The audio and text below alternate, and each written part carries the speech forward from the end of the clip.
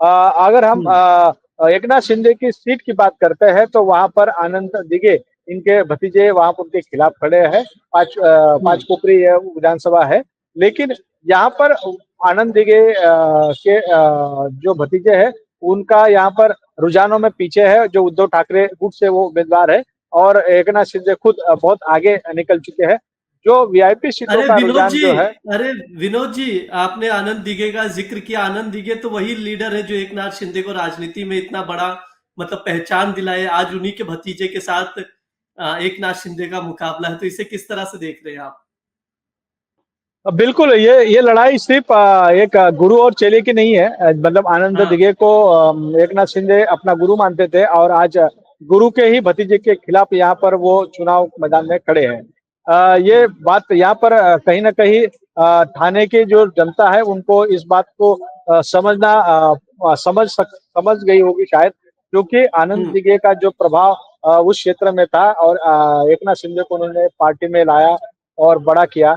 लेकिन यहाँ पर वो बात यहाँ दिखाई नहीं पड़ रही है और केदार हुँ, दिघे जो यहाँ पर चुनाव लड़ रहे हैं उनके खिलाफ, वो कहीं न कहीं पीछे यहाँ पर दिखाई पड़ रहे हैं। इसका मतलब यह है कि विचारधारा की और भावनात्मक राजनीति अलग होती है और जो ग्रामीण हुँ, ग्राउंड स्तर पे, ज़मीनी स्तर पे जो राजनीति है, वो अलग होती है।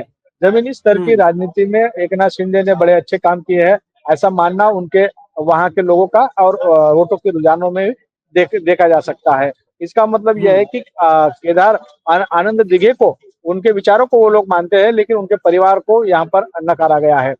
दूसरी हुँ। ओर यही बात हम लोग भारतीय जनता पार्टी में कही जा सकती है और अन्य दलों में भी कि परिवारवाद का यहाँ पर थोड़ा-सा बड़ा बोलबाला विनोद जी, थोड़ा जी। एकनाथ शिंदे की पकड़ के बारे में बताइए। वहाँ पर जो पालघर और कल्याण जो जगह है, कितनी पकड़ है, कितनी मजबूती है इस चुनाव में एकनाथ शिंदे की? देखिए, ये बात तो साफ़ है कि एकनाथ शिंदे ने जब उद्धव ठाकरे के साथ थे, तो एकनाथ शिंदे पूरी पार्टी की कमान सँभालते थे और एकनाथ शिंदे द्वारा पूरी पार्टी का संगठन चलाया जाता था, जिसमें पार्टी के संगठन को लगने वाला धन हो या लगने वाला बल हो, ये सारी चीज़ें वो एकनाथ शिंदे के द्वारा ही की जा सकती थी।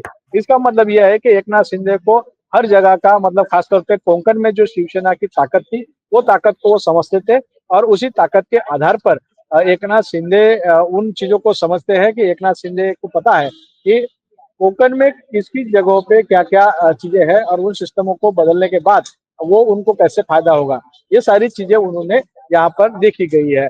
तो एकनाथ शिंदे का जो ठाणे का क्षेत्र है, जो कोंकण विभाग में आता है, उन जगहों पे एकनाथ शिंदे ने अपनी ताकत बहुत ज़्यादा बढ़ाई है क्योंकि अ, जहाँ के वो रहने वाले हैं, वहाँ के संगठन के जो बड़े लोग हैं, वो उनके साथ रहे हैं। हुँ, निचले ज़मीनी हुँ, एक स्तर का जो कार्यकर्ता है, वो कुछ समय उद्धव ठाकरे के साथ रहा, लेकिन इस चुनाव के बाद ये साफ दिखाई पड़ रहा है कि वो उद्धव ठाकरे के साथ न होते हुए एकनाथ शिंदे के साथ दिखाई पड़ रहा है। इसका मतलब है कि एकनाथ शिंदे का जो लगातार वहाँ पर चुनाव जीतना और लोगों के संपर्क बनाना और मुख्यमंत्री पद की दावेदारी, ये सारे बड़े मायने यहाँ पर रख सकते हैं और इसी मायने के आधार हुँ। पर लोकसभा का चुनाव उन्होंने जीता और इसके बाद वो विधानसभा का चुनाव बड़े वोटों से जीतने की संभावना को नकारा नहीं जा सकता।